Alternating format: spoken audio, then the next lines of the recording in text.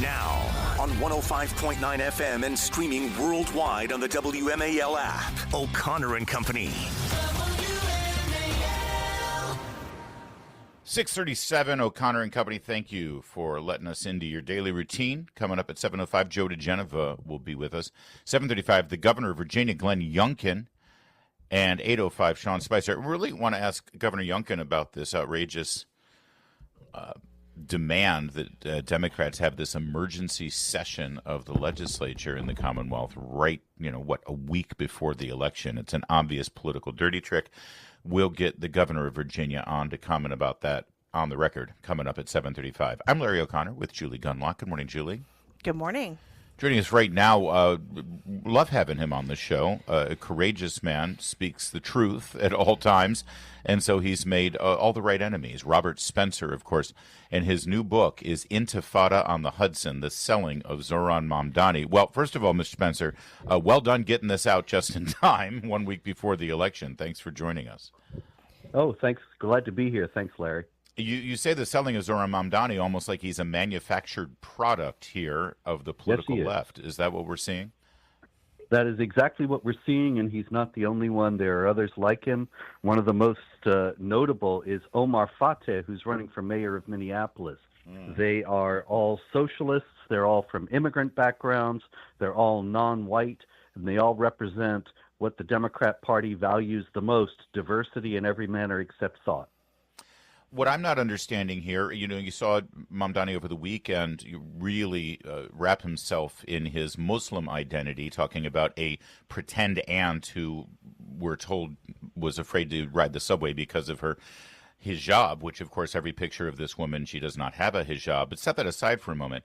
The politics of the cultural left here in America that Mamdani embraces, the transgender ideology and other illicit behaviors that are normalized and celebrated, they don't mesh well with the Muslim countries that they claim to embrace and stand for. That's right. They don't. And it's an alliance of convenience that has shown cracks on exactly these kinds of issues, where we've seen Muslims in Dearborn, Michigan, and elsewhere protest against the left's cultural agenda and specifically its endorsement of LGBT and all that.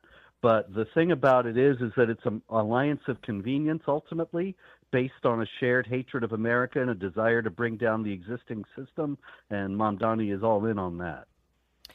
Some people say, look, the mayor of New York, he has limited powers.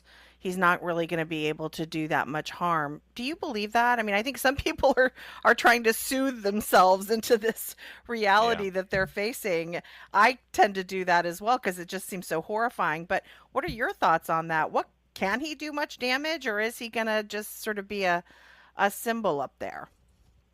Well, it's going to be a little bit of both. He's not going to be able to do everything that he wants to do, all the things that he's announced, but in attempting to implement even part of his socialist agenda, he's very likely to trigger a mass exodus of the producing people, the people who actually make things and provide jobs in New York. He could end up leading the city into bankruptcy, which would have very bad repercussions for the whole country.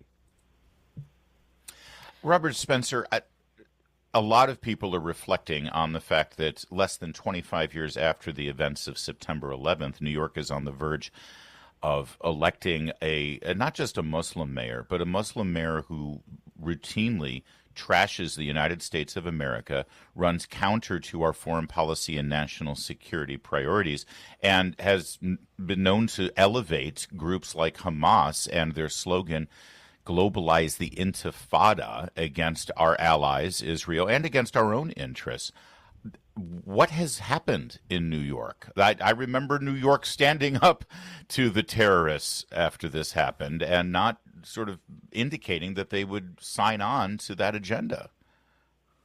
Well, the problem, I think, right from the beginning was that after 9/11, there was a wholesale denial of the motivating ideology behind it because that ideology was rooted in the religion of Islam, and nobody wanted to appear Islamophobic.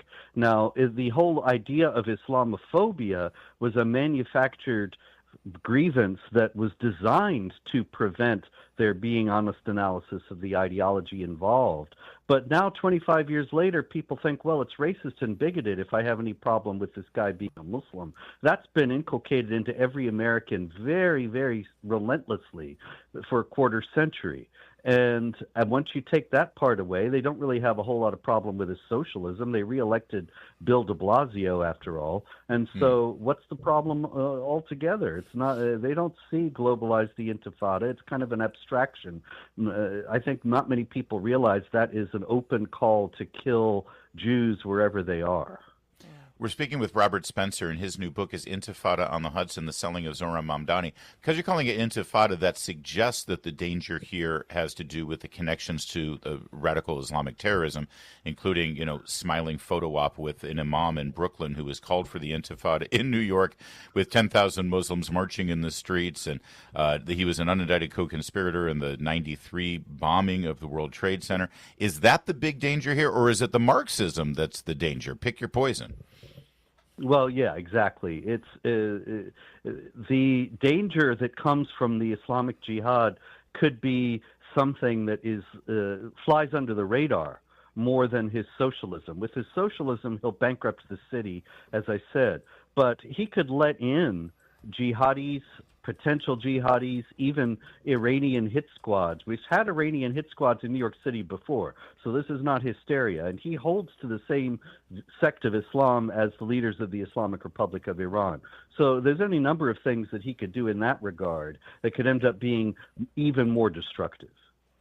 Well, we'll have to leave it there, but we appreciate you, as usual, being the canary in the coal mine on this and so many other issues, Robert Spencer. Thanks for joining us today. I hope you're doing well. Thank you. Thank you. You too. It's 6:43.